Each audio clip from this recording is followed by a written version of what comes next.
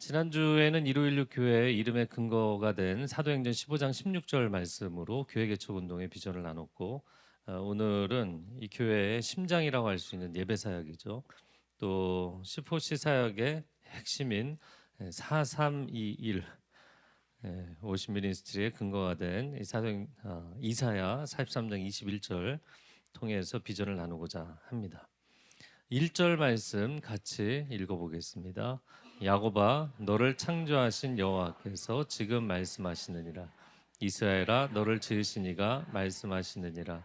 너는 두려워하지 말라. 내가 너를 구속하였고 내가 너를 지명하여 불렀나니 너는 내 것이라.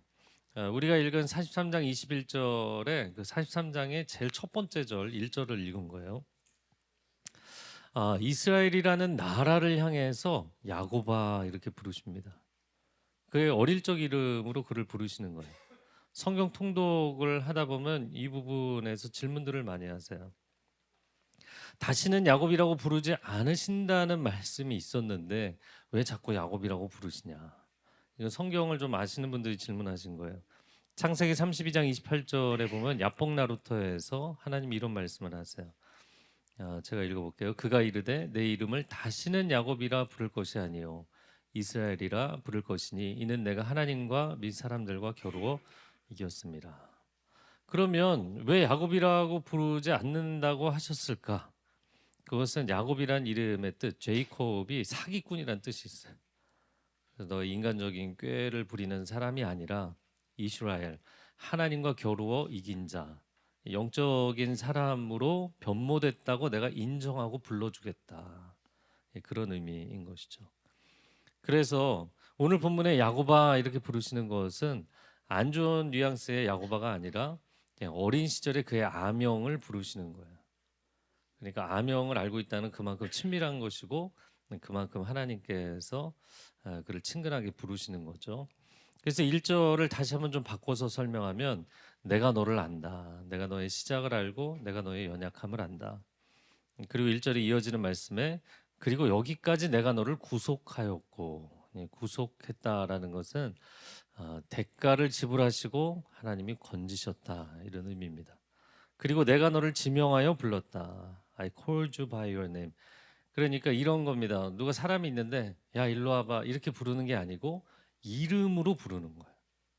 하나님께서 야고바 이스라엘아 그들의 이름을 부르시는 거죠. 여러분 하나님은 우리 영혼의 아버지가 되시는 줄로 믿습니다. 육신의 아버지가 계신 것처럼 영혼의 아버지가 계신 것이거든요. 그래서 그분이 우리를 불러주시는 것이다. 어린 아이들이 엄마의 태중에 있을 때부터 아빠 엄마의 목소리를 알까요 모를까요? 이제 알게 되죠. 익숙해집니다. 그래서 아이들에게 성경 말씀을 읽어주고 기도해주고 축복성을 불러주라고 이야기하는 거예요. 그러면 아이가 그 아빠 엄마의 목소리를 들으면 굉장히 마음 가운데 평안해지는 거예요. 우리의 창조주이시고 우리 아버지이신 하나님이 우리를 부르시면 우리의 영혼 가운데 참된 평강이 임하는 줄로 믿습니다. 왜 하나님께서 이스라엘을 부르셨는가?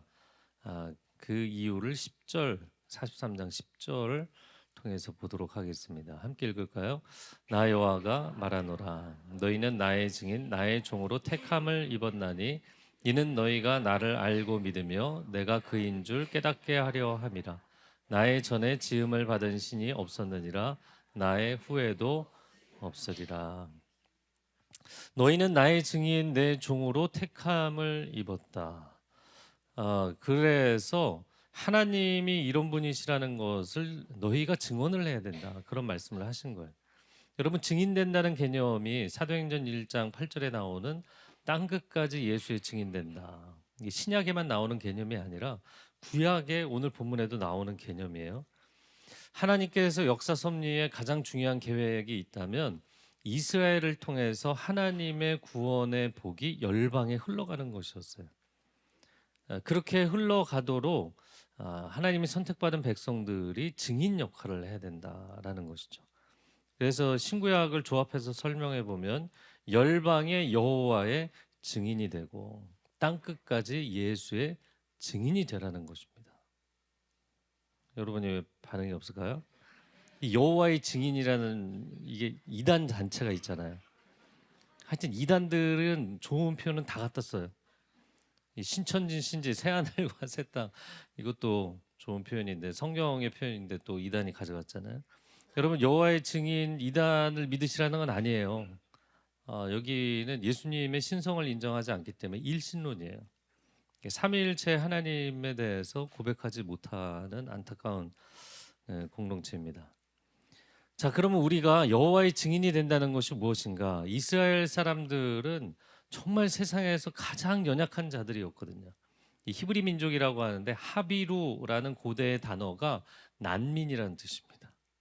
난민이었어요. 그들이 아주 소수의 난민들을 하나님 부르셔서 세상에서 가장 훌륭한 머리가 되게 만드시는 과정을 통해서 와, 정말 하나님 살아계시구나.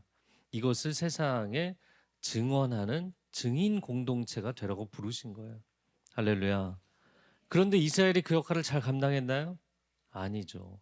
그래서 오늘날 하나님의 부름받은 백성 교회가 이 사명을 감당하는 것입니다. 앞으로 일요일 교회가 이러한 증인되는 사명을 감당하는 교회가 되기를 축복합니다. 저희가 처음 시작할 때 장소가 없어서 여기 가까운 불정로 옥탑방에 한 100여 명 들어가는 공간에서 예배를 시작했는데 정말 사도행전적인 부흥을 경험시켜 주신 하나님을 찬양합니다. 그리고 짧은 기간 안에 건강한 또 다른 교회를 개척할 수 있게 해주신 하나님을 찬양합니다. 하나님, 이 교회가 가는 길이 정말 하나님의 기적을 체험하는 길이 되게 하여 주옵소서. 그리고 이 교회가 가는 길이 이 시대에도 하나님은 살아서 역사하시는구나, 이것을 증언하는 길이 되게 하여 주옵소서. 하나님이 하나님 백성들을 부르셔서 증인 공동체를 삼으신다. 그리고 21절의 앞부분 18, 19, 20절을 한번 보겠습니다. 18절 같이 읽어볼까요? 너희는 기억하지 말며 옛날 일을 생각하지 말라. 제가 이제 사람들을 상담해 보면 왜 많은 사람들이 과거의 발목이 잡혀서 오늘을 살지 못하고 내일로 나아가지 못할까? 그래서 성경은 우리에게 이전 일을 기억하지 마라. 두 가지로 권면하는 것인데 첫 번째는 이전의 패배를 기억하지 말라는 거예요. 우리가 보면 각 분야마다 뭐 운동마다 베테랑들이 있잖아요. 그럼 베테랑들은 경기를 많이 치렀으니까 두려움이 없을까요? 아니요. 베테랑들만이 가지는 두려움이 있는 거예요.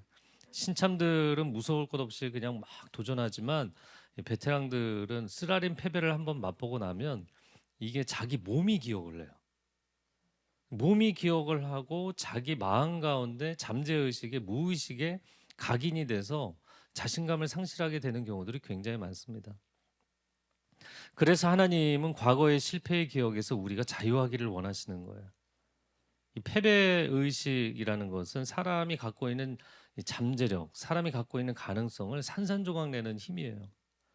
여러분, 그래서 인간이 완벽할 수 없잖아요. 완벽에 대한 집착을 하나님께 맡기시기 바랍니다. 실패에 대한 걱정도 주님 앞에 내려놓으시기 바랍니다. 그러나 하나님은 날마다 새 일을 행하시는 하나님이시라는 것을 기대하시기 바랍니다.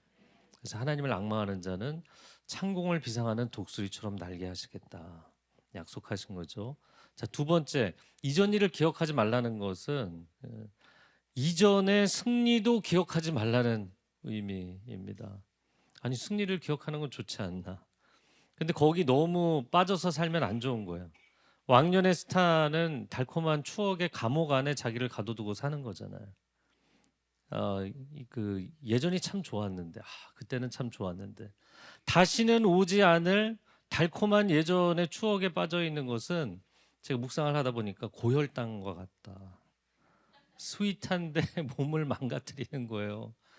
예, 스윗한데 기운이 없게 만드는 거예요. 이 사람이 혈당 수치가 올라가면 무기력해진다. 제가 어제 증상들을 쫙 찾아봤는데 긴 머리가 잘려나간 삼손처럼 되는 거예요. 사랑하는 성도 여러분, 2025년에 새로운 마음가짐으로 새로운 비전을 가지고 새롭게 도전하는 삶이 되시기를 축복합니다. 자, 그런데 이사야 43장에서 이전 일을 기억하지 말라라는 이전 일은 핀포인트로 딱 찍어서 어떤 사건을 얘기하는 것이냐면 출애굽 사건이에요. 여러분 엑소더스 아시죠? 기원전 15세기에 이 히브루 민족이 이집트를 탈출했어요. 이것은 구약 성경에서 딱 한 가지 사건을 들으려면 가장 기적적인 사건이에요. 왜냐하면 고대 이집트 제국에서 기원전 16세기에서 11세기에 이르는 신왕조 시대가 가장 강력했던 시대입니다. 그러므로 15세기의 히브리인에게 강제 노역을 시켰던 바로는 투트모세 1세로 추정을 하는데, 이 모세스라는 그 말 자체가 애굽식 이름이에요. 그리고 경쟁자 모세를 축출했던 바로로 추정되는 인물은 투트모세 3세입니다. 근데 이 사람은 메소포타미아 지역의 아수르 제국, 신아시리아 제국이 그 당시에는 전 세계를 통치하고 있었거든요. 그 아수르 제국과 그 아래에 시리아, 그리고 이집트 아래에 있는 누비아까지 다 정벌을 했던 애굽의 나폴레옹이라고 불리는 인물이었어요. 그리고 40년 뒤에 모세가 대면했던 바로는 투트모세 3세의 아들이었던 아멘호텝 2세입니다. 그러니까 모세가 대면했던 바로는 이집트 문명에서, 고대 문명에서 가장 강력한 세력들이었어요. 왜 하나님은 이집트가 약할 때 불러내시면 편했을 텐데 가장 강력한 신왕조 때 불러내셨을까? 여러분, 그렇게 하신다는 것은 하나님이 하신 일이 분명해지기 때문입니다. 자, 그런데 지금 이스라엘의 상황은 왕정기가 끝나가는 상황이란 말이에요. 그리고 국운이 쇠하고 나라가 이제 풍전등화에 놓여 있습니다. 찬란했던 과거는 후광 효과를 주는 게 아니라 역광 효과를 냈던 거예요. 여러분, 사진 찍을 때 너무 빛이 찬란한 쪽으로 카메라를 대면 역광 때문에 사진이 안 찍히는 거죠. 과거가 화려할수록 현재에 대한 도전 의식은 약해지게 되는 거예요. 그래서 제가 이제 가정들을 상담을 해보면 희한한 현상이 있어요. 부모가 열심히 노력을 해서 어떤 분야에 성공하잖아요. 그럼 자녀한테 역기능적으로 하지 않아도 자녀는 굉장히 자존감이 낮아지더라고요. 부모가 뭘 한 게 아니에요. 그런데 내가 아무리 인생을 열심히 산들 저기까지 가지는 못할 것 같은 거예요. 그러니까 아이들이 굉장히 작은 자아 정체성을 갖게 되더라는 것이죠. 사랑하는 성도 여러분, 우리는 다른 사람과 비교하는 인생이 아닙니다. 동시대 사람이든 전시대 사람이든 우리는 경쟁을 위해 존재하는 게 아니에요. 우리는 하나님의 부르심을 완성하기 위해 존재하는 줄로 믿습니다. 내가 저 사람보다 낫다, 못하다, 뭐 1등이다, 10등이다, 꼴등이다, 이건 다 세상적인 평가죠. 하나님이 나에게만 주시는 콜링이 있고 그 콜링을 이루어가는 완성의 길은 매 순간이 감격이고 보람이 되는 줄로 믿습니다. 제가 한국 교회를 보면서도 30년 전에 최고 부흥이었거든요. 그러니까 오늘날의 한국 교회의 심리적 상태를 놓고 보면 과거의 영화 의식과 현재의 패배 의식이 희한하게 이상한 기괴한 이중주를 만들어내고 있는 상황이에요. 여러분, 하나님은 오늘날에도 새 일을 행하실 수 있는 줄로 믿습니다. 제가 이렇게 묵상을 하다가 예전에 여러분에게 소개를 해드렸던 한 가지 영화인데, 여러분 이 영화는 안 보신 분은 보시면 좋을 것 같아요. 2005년도에 나왔던 영화 신데렐라 맨입니다. 제가 보는 내내 저 정도 상황이면 경기를 그만둬야 되는데 저 사람 저러다 큰일 난다, 이런 생각이 들더라고요. 한때 그 도전자로서 엄청나게 승승장구를 했던, 연전연승을 했던 브래덕이라는 복싱 선수가 있었어요. 근데 이 선수가 이제 하향세를 타는 그 상황이 1930년대 미국 대공황기하고 겹친 거예요.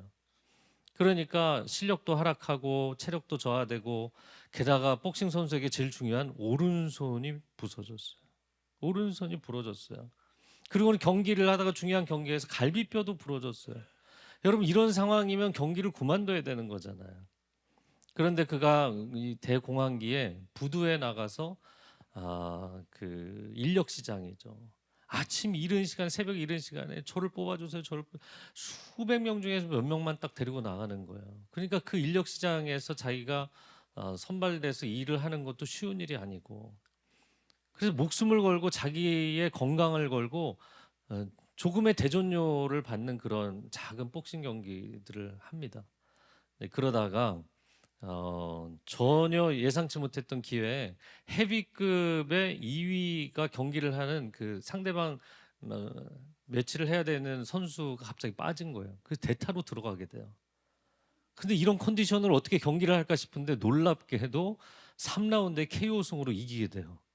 그러면서 헤비급의 타이틀 도전권을 얻게 되는 거죠. 그런데 그 당시에 이제 헤비급의 챔피언인 맥스 베어라는 사람이 얼마나 무시무시했는지 경기를 했는데 실제 사람이 죽었어요. 상대 선수가. 그러니까 그 영화를 보면서 얼마나 조마조마한지, 제가 잘 제 인생에 대해서도 조마조마하지 않는데 와, 제발 경기를 못 이겨도 되니까 살아남기만 해라, 뭐 이런 생각이 드는 거예요. 그런데 놀랍게 그 헤비급 타이틀 결정전에서 챔피언이 돼요. 그 경기를 본 사람들, 그 공황기에 자신의 인생이 밑바닥을 치고 있던 수많은 사람들이 브래덕을 통해서 용기를 얻게 되죠. 그래서 그에 대한 기사, 신데렐라맨이라는 기사가 나오게 된 거예요. 여러분, 여러분의 삶이 세상에 이렇게 놀라운 간증이 될 수 있기를 축복합니다. 도저히 이 늪에서 빠져나올 수 없을 것 같아서 눈물로 밤을 지새고 탄식으로 가슴을 채우던 인생을 승리의 시상대에 하나님이 세우시는 줄로 믿습니다. 네, 그것이 얼마나 감사한지. 이스라엘 백성들을 하나님 부르셔서 반전의 승리를 주시겠고 역사의 증인이 되라고 말씀하시는 거예요.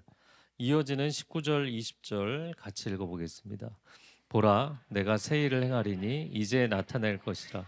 너희가 그것을 알지 못하겠느냐?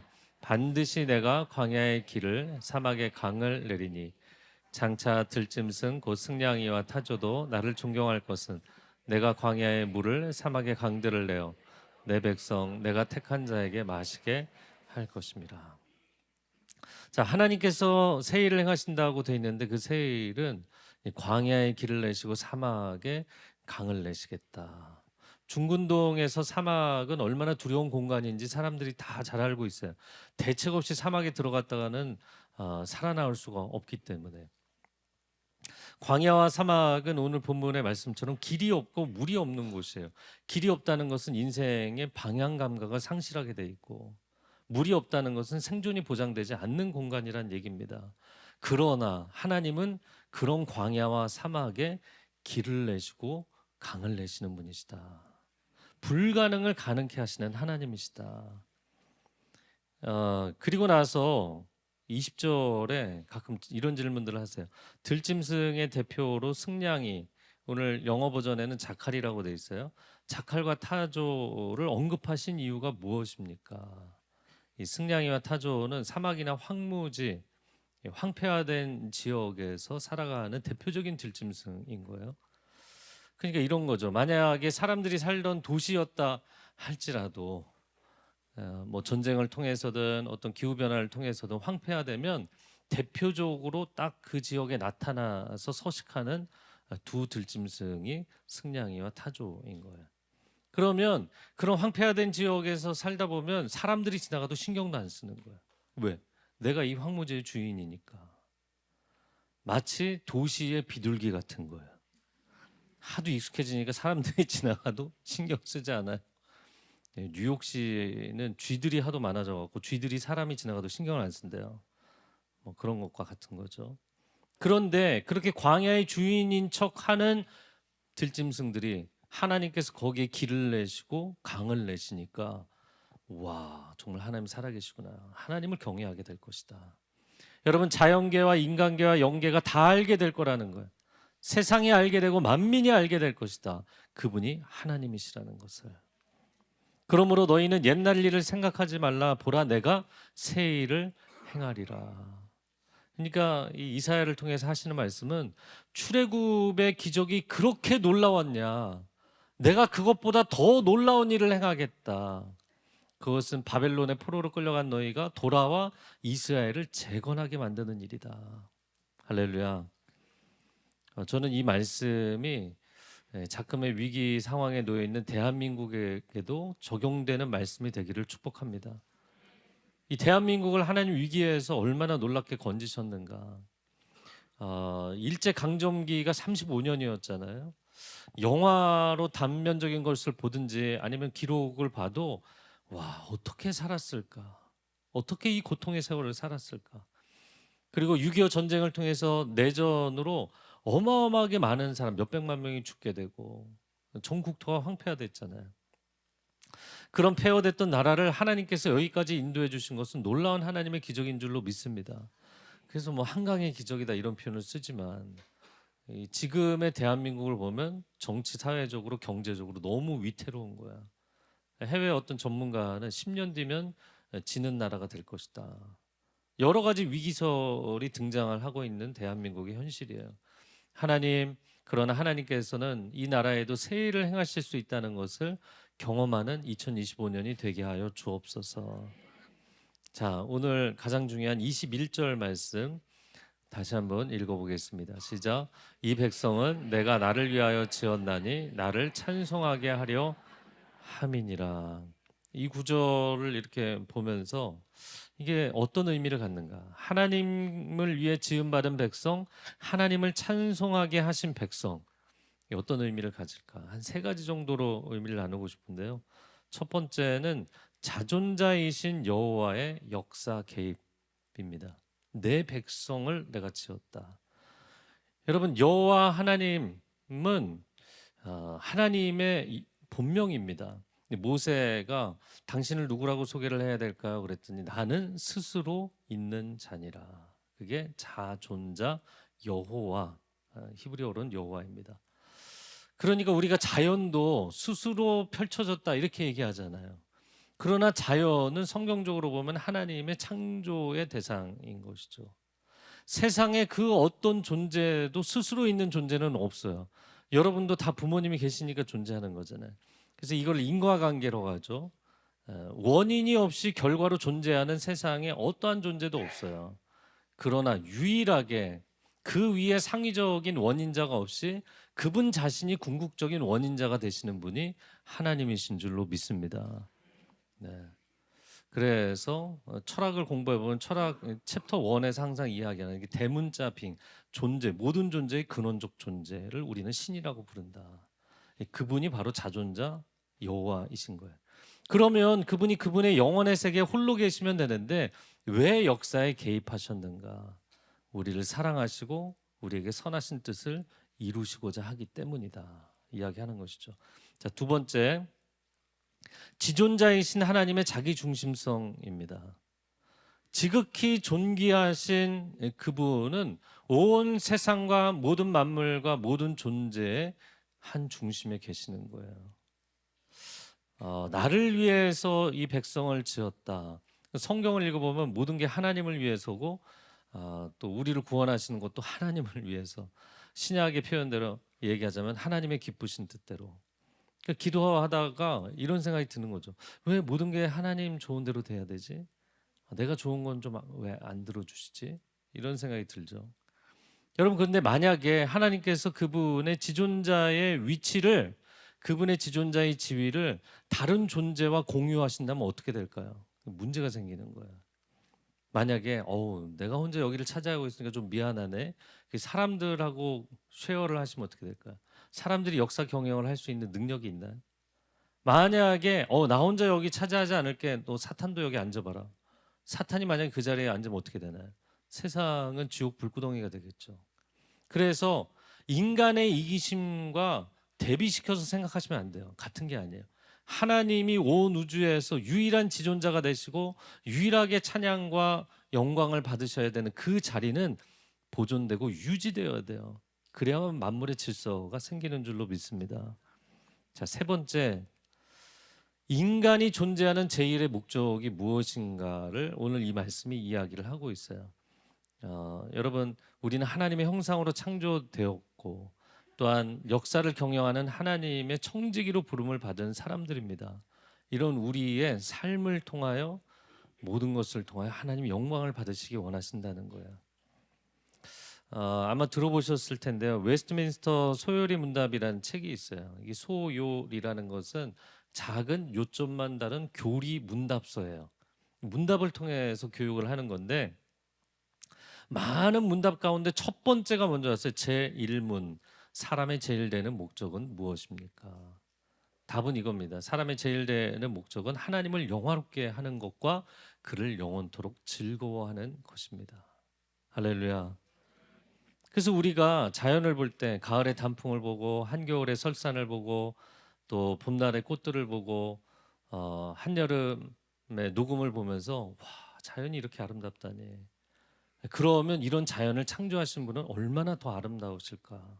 하나님을 찬양하게 되는 것이죠. 그런데 이 자연보다 더 아름다운 존재가 사람이라고 저는 생각해요. 제가 해외 어디 집회 나가면 호스트한 교회에서 뭐 관광 시켜드리겠습니다. 저는 관광을 대부분 거절하고 그냥 독서실에 도서관에 앉아 있는 편이에요. 그런데 가끔 시간이 나면 광장 한가운데 가만히 앉아서 지나가는 사람들을 그냥 가만히 쳐다봅니다. 온 세상에 하나님의 형상대로 지음받은 인간들이 가장 신묘막측해요. 와, 어떻게 이렇게 놀랍게 하나님 창조하셨을까? 그리고 그 하나님을 찬양하는 것이죠. 다윗이 시편 27편 4절에 이런 고백을 했어요. 한번 같이 읽어볼까요? 내가 여호와께 바라는 한 가지 곧 내가 내 평생에 여호와의 집에 살면서 여호와의 아름다움을 바라보며 그의 성전에서 사모하는 그것이라. 아멘. 그래서 하나님 백성들은 하나님을 창조하도록 하나님이 부르신 것이다. 그 목적에 가장 부합되게 살았던 사람이 다윗이에요. 다윗은 왕이지만 자신의 권력에 집착하지 않았고 세력 확장에 집착하지 않았어요. 그가 가지고 있는 유일한 비전은 하나님을 기뻐하고 하나님을 영화롭게 하는 것. 마치 12지파 이스라엘이 있지만 그 중에서 레위 지파는 하나님을 예배하는 지파로 부름을 받은 것과 같은 것이죠. 하나님 1516 교회를 세우심은 오늘 말씀과 같이 하나님을 위하여 세우신 줄로 믿습니다. 그리고 이 교회가 열방의 증인이 되고 만민에게 하나님을 찬양하도록 하나님 세우신 줄로 믿습니다. 그래서 이 교회도 시간이 지나면 조직체가 되고 자꾸 조직의 성격을 갖는 경향이 있는데 하나님 우리가 외형을 자랑하거나 교세를 자랑하는 것이 아니라 하나님 한 분을 자랑하는 교회가 되게 하여 주옵소서. 그래서 저는 기도할 때 이런 기도를 합니다. 사람들이 믿는 사람들이든 안 믿는 사람이든 그곳에 가면 하나님을 만날 수 있다. 그런 교회가 되었으면 좋겠어요. 그곳에 가면 하나님의 임재를 체험할 수 있고 그곳에 가면 하나님의 인도하심을 받을 수 있고 그곳에 가면 하나님의 음성을 들을 수 있다. 이런 교회가 될 수 있기를 바랍니다. 제가 오늘 431 월십 미니스트리 얘기를 하고 있어요. 이 예배 사역을 통해서 교회의 심장인 예배가 살아나게 하여 주옵소서. 비전이 중요한 것은 이 비전에 따라서 하나님이 그 꿈을 이루어 주실 것이기 때문이에요. 저희 교회 예배뿐만 아니라 지역 교회 예배가 살아나는 데 있어서 중요한 영적인 도전을 주고 또 영적인 컨텐츠를 나누기를 원합니다. 제가 이원진 목사님 그 전에도 말씀드렸지만 저보다 더 안쪽 방을 내어드리고 제 방보다 더 큰 방을 내어드리고 곡을 써라. 곡을 쓸 때까지 나오지 마라. 만두는 넣어주겠다. 이렇게 얘기했거든요. 그래서 놀랍게도 곡을 써야 된다 그러면 곡이 나오는 거예요. 저희가 작년에 2024년 주제가 하나님은 우리 아버지시라. 그랬더니 나의 아버지 곡이 나왔는데 너무너무 감동적이잖아요. 그리고 가을에 부흥 집회를 하면서 고린도후서 13장 13절 말씀으로 우리 주 예수 그리스도의 은혜와 하나님의 사랑과 성령님의 교통하심이 너희 무리와 함께 있을지어다. 그 축도곡을 만드셨어요. 그 참 희한해요. 그 방에 들어가 있으라고 하니까 곡이 나와요. 올해는 저희 주제가 예수 그리스도를 본받으라. 그래서 예수 주 닮기 원하네. 이 곡을 지금 부르고 있잖아요. 이게 다 새로 작사 작곡한 거예요. 그리고 1203 교회 예배 인도자로 따라가신 박시영 목사님 와이프 박은경 사모님에게도 제가 곡을 쓰십시오. 곡을 쓰십시오.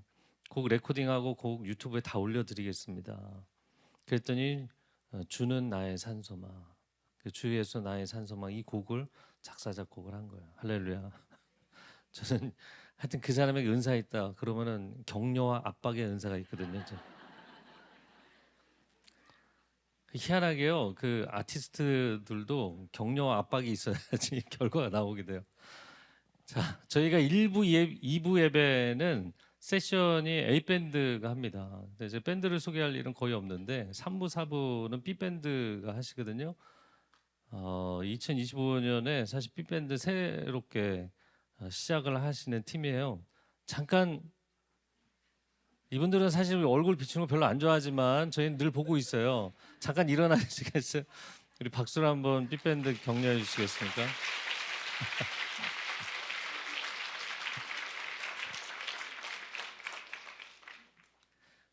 전문적으로 자기 그 악기를 가지고 티칭도 하고 뭐 강의도 하고 그걸로 삶을 사시는 분들이거든요.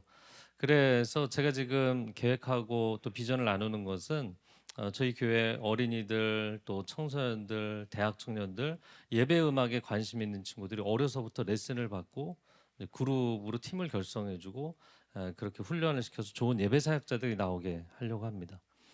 그리고 저희 교회에는 아시는 분은 아시지만 아이돌 전문 안무를 하시는 성도님도 계세요.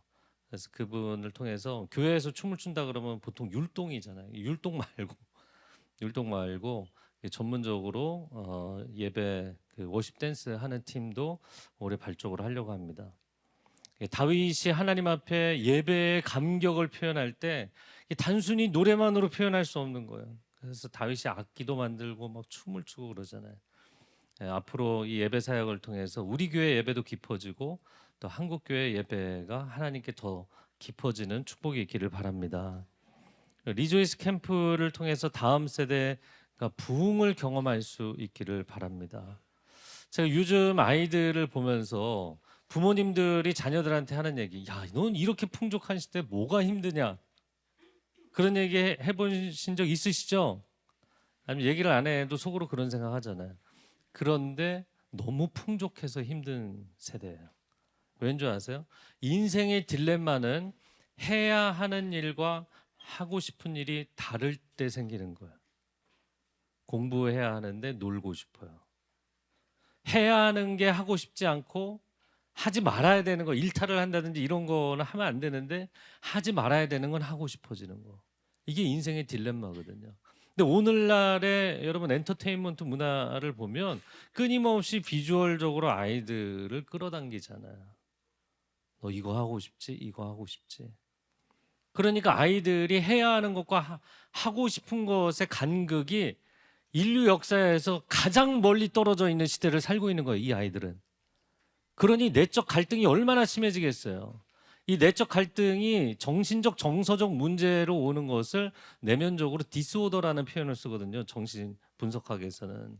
그러니까 내면의 질서가 파괴되는 거야. 이 간격이 너무 심해져 갖고. 그래서 저는 이 아이들을 보면서 뭔가를 해야 된다 그러면 이 시대 아이들은 힘든 거예요. 그래서 우리가 그런 특징을 포스트 모더니즘 시대의 특징이라고 이야기를 하는데 가령 이런 거죠. 부모를 공경해야 된다. 왜? 뭘 해야 된다 그러면 그게 하기 싫어지는 거예요. 근데 세상에서 사람이 해야 되는 것 중에 가장 중요하게 해야 되는 게 뭔지 아세요? 하나님을 경외해야 된다. 와, 그건 제일 하기 싫네. 이렇게 되는 거예요. 사람의 마음 가운데 내면 가운데 해야 되는 일을 가장 해야 되는 일을 가장 하기 싫어지는 그런 현상을 겪고 있는 게 오늘날 우리 다음 세대 어려움입니다. 그래서 기계 문명이 물질 문명이 강화되고 사람들의 정신 세계가 약화되어 가면 갈수록 그리고 반기독교적 무신론적 시대가 되면 될수록 다음 세대는 하나님을 만나기가 어려운 거예요. 여러분 이런 시대에 우리 자녀들이 의무감이 아니라 자원함으로 예배자가 되는 축복을 경험하기를 바랍니다. 그래서 아이들이 감격적으로 하나님을 만날 수 있는 이런 예배의 자리가 소중한 거예요. 하나님 다음 세대의 예배자가 일어나게 하여 주옵소서. 예배자 다윗이 골리앗을 이기고 이스라엘의 소망이 되었던 것처럼 예배자인 여호사밧이 찬양대를 앞세우고 나갈 때 모압과 암몬의 이방 연합군에게 승리를 거둔 것처럼 우리 자녀들이 탁월한 예배자들이 되게 하여 주옵소서. 기도자였던 다니엘이 정적들의 함정에도 불구하고 사자굴에서 건짐을 받았던 것처럼, 기도자 에스더가 하만의 저주를 이기고 온 유다인들을 살려냈던 것처럼, 하나님, 기도하는 한 사람이 이 시대를 살려내는 사람들이 되게 하여 주옵소서. 그러한 역사가 필요한 겁니다. 우리가 이 시대는 하고 싶은 것도 너무나 많고 해야 할 일도 너무나 많아진 시대예요. 그래서 우리는 과학 문명, 과학 기술 문명이 발전하면 사람은 다 놀고 먹고 그리고 모든 게 자동화 시스템과 기계들이 해줄 줄 알았잖아요. 근데 그런 세상을 더 발전시키기 위해서, 더 경쟁력을 가지기 위해서 사람들이 더 많이 바빠졌잖아요. 이러한 시대에 우리가 예배에 집중한다는 게 얼마나 어려운가. 그러나 하나님을 경배하는 사람들에게 하나님이 내면의 질서와 삶의 질서와 그 공동체의 질서를 회복하시는 줄로 믿습니다. 그래서 예수님이 광야에서 사탄에게 세 가지 시험을 받으셨는데 이 시험은 다 우리가 실제로 받는 시험인 거예요. 사탄이 예수님을 높은 산 위에 데려가고 만국을 보여주면서 이 만국 영광을 너가 나한테 경배하면 내가 너에게 주겠다. 뭘 그렇게 어렵게 십자가 지려고 하냐. 쉽게 가자. 타협하자. 이런 거였죠. 근데 예수님이 단칼에 거절하셨어요. 마태복음 4장 10절 같이 읽어볼까요? 시작. 사탄아 물러가라. 기록되었을 때 주 너의 하나님께 경배하고 다만 그를 섬기라. 온 우주의 존재들 가운데 유일한 지존자가 되시는 분, 그분 앞에 경배하는 사람들에게 승리를 주실 줄로 믿습니다. 왜냐하면 그분이 역사의 최후의 승자이시기 때문이에요. 이 시간 함께 기도하겠습니다.